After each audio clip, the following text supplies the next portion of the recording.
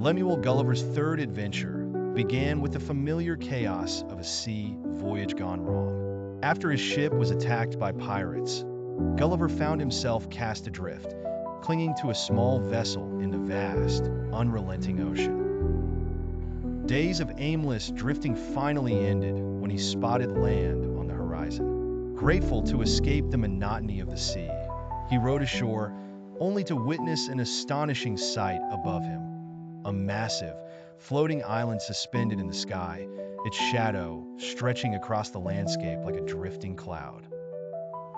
This was Laputa, a realm unlike anything Gulliver had ever encountered. The floating island hovered effortlessly, held aloft by a giant magnetic stone at its core, which allowed the inhabitants to control its movements with uncanny precision.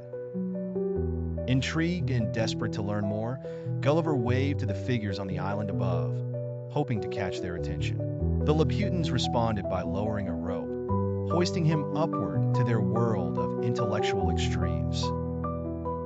Upon reaching the surface of Laputa, Gulliver was immediately struck by the peculiar appearance of its inhabitants. The Laputans were an odd and distracted people, their clothing embroidered with stars, mathematical symbols, and abstract diagrams. Their heads often tilted to one side, and their eyes were rarely focused. One eye seemed fixated on the heavens, while the other wandered aimlessly. Gulliver soon realized that their physical quirks mirrored their mental state. These people were so absorbed in intellectual pursuits, particularly astronomy, mathematics, and music, that they were barely aware of the world around them. The Laputans' obsession with theory came at a cost. They were so engrossed in their thoughts that they often forgot to perform basic tasks like eating, sleeping, or even finishing sentences. To address this problem, every Laputan was accompanied by a servant armed with a flapper. These flappers would tap their masters on the mouth when it was time to speak, on the ears to listen, or on the eyes to refocus their attention. Gulliver marveled at the absurdity of a society so brilliant yet so disconnected from the practicalities of life. As he explored the island, Gulliver observed that its architectural marvels were riddled with flaws. Though their calculations were mathematically precise, the Laputans' buildings were poorly constructed, with uneven walls and precarious structures. Their obsession with symmetry and theory had led them to ignore the basic principles of engineering. Roads were jagged and nearly impassable. Machinery lay in disrepair, and the very infrastructure of the floating island seemed on the verge of collapse. The Laputans' ruler, though polite and welcoming, was as detached as his subjects. Gulliver attended a formal dinner in his honor, only to find that the meal was a chaotic affair. The Laputans at the table were so consumed by discussions of planetary motion and geometric puzzles that they forgot to eat, leaving their plates untouched while servants with flappers buzzed around like vigilant referees. Despite the lavish setting, Gulliver found himself frustrated by their lack of focus on anything tangible or immediate. After some time, Gulliver was permitted to descend from Laputa to the land below, Balnibarbi. He hoped that the people there might provide a more grounded perspective, free from the floating islands and practicalities. What he found, however, was a kingdom in ruin. The fields, once fertile, were barren, the rivers polluted, and the towns crumbling. Laputan influence had seeped into every corner of Balnibarbi, with disastrous consequences.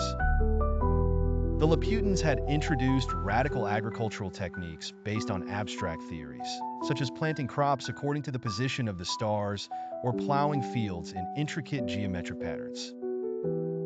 These methods, though intellectually ambitious, had failed entirely, leaving the land desolate. Gulliver traveled to the capital city, where he visited the Academy of Lagadu, a sprawling institution devoted to invention and experimentation. His initial excitement quickly turned to dismay as he encountered a series of bizarre and impractical projects. One scientist was attempting to extract sunlight from cucumbers, while another worked tirelessly to convert ice into gunpowder. A linguist proposed eliminating spoken language altogether, advocating for communication through objects instead of words. Gulliver listened to these ideas with growing disbelief, realizing that the Academy had become a monument to wasted potential. Even more absurd was a project aimed at rewriting all books in existence by using a machine that randomly generated combinations of letters. The inventor proudly declared that, given enough time, the device would inevitably produce every possible text, including profound works of philosophy and literature. Gulliver, though amused, couldn't help but feel disheartened by the sheer futility of such endeavors. Through his observations of Laputa and Balnibarbi, Gulliver came to see the dangers of unchecked intellectual arrogance. The Laputans, with all their knowledge, had failed to connect their pursuits to the needs of daily life, creating a society where brilliance was rendered useless. Meanwhile, the people of Balnibarbi suffered under the weight of impractical ideas imposed upon them by their rulers. Their resentment was palpable, but their dependence on Laputa left them powerless to effect change. Gulliver reflected on the parallels between these societies and his own. The Laputans' fixation on abstract knowledge reminded him of the intellectual elite in Europe, who often prioritized theory over application. Similarly, the destructive experiments of Balnibarbi echoed the dangers of poorly implemented innovation, a cautionary tale for those who place blind faith in progress without considering its consequences.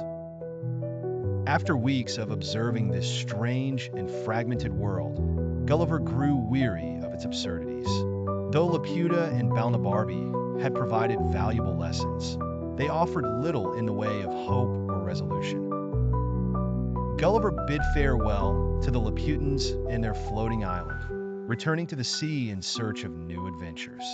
As his ship sailed away, Gulliver pondered the follies of the intellectual heights he had just witnessed. Laputa, for all its brilliance, was a society adrift, its people so consumed by their ideas that they had lost sight of reality. Balnibarbi, a victim of these abstract pursuits, bore the scars of ambition untethered from practicality.